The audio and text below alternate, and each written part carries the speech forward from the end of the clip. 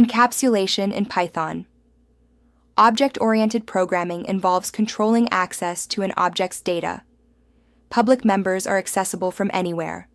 Protected members are intended for internal use within subclasses, and private members restrict access to the defining class.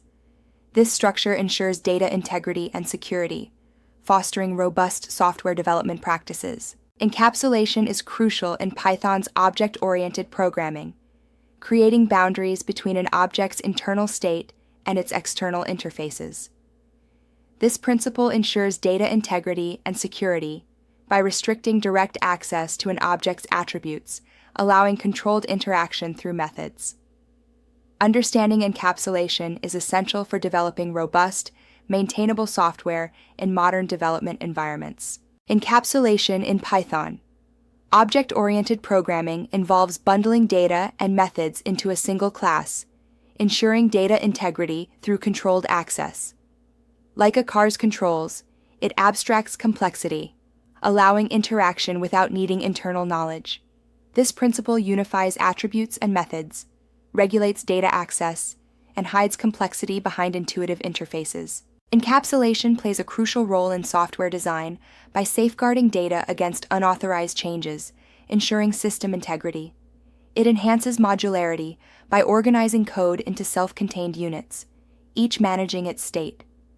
This approach supports long-term maintainability, allowing internal changes without affecting external dependencies, aligning with the open-closed principle of SOLID design. Encapsulation in software architecture is a multi-layered protective structure.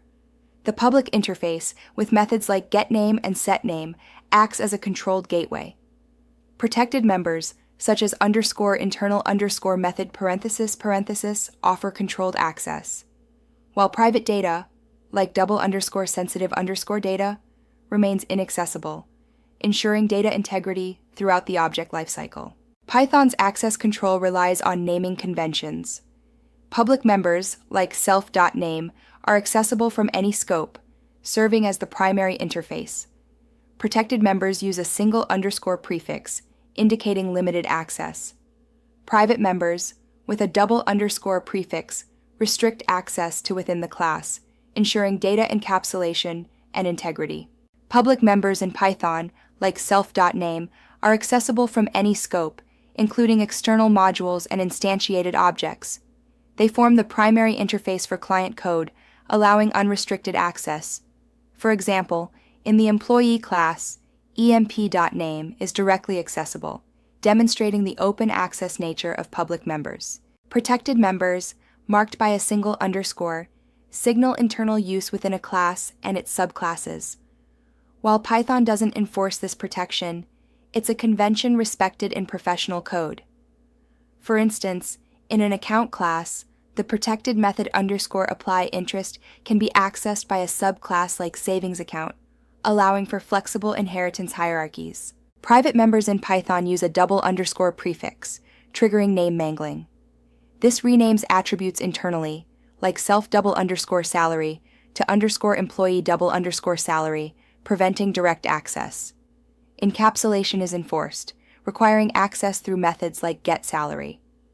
For instance, accessing emp.salary raises an attribute error, but emp.getSalary returns the value, ensuring controlled access. Python's access levels include public, protected, and private attributes. Public attributes are fully open, accessible in all contexts. Protected attributes, prefixed with a single underscore, are intended for class and subclass use, relying on convention. Private attributes, with a double underscore, are strictly for class use, enforced by name mangling, reflecting Python's philosophy of developer responsibility. Encapsulation in Python is demonstrated through practical examples, showcasing how public, protected, and private attributes function in real-world scenarios. Public attributes, like those in the student class, allow unrestricted access, offering flexibility but requiring careful use to maintain data integrity.